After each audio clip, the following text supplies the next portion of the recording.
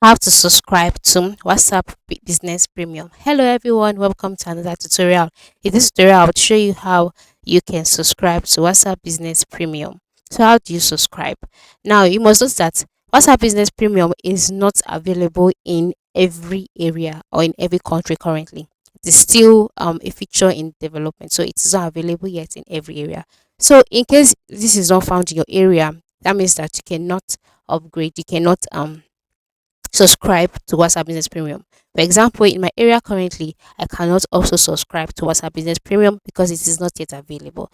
But if it's available in your own area, just move to the top right corner of the screen, click on the three vertical dots that you can see there.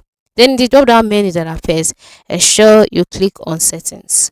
On this settings page, like I said earlier, if it is allowed in your area, you will see the option premium here on this same page. So once you can see premium, click on premium, and then once you click on premium, you'll be taken to the premium page where you would see the the option for you to either choose start free trial or subscribe.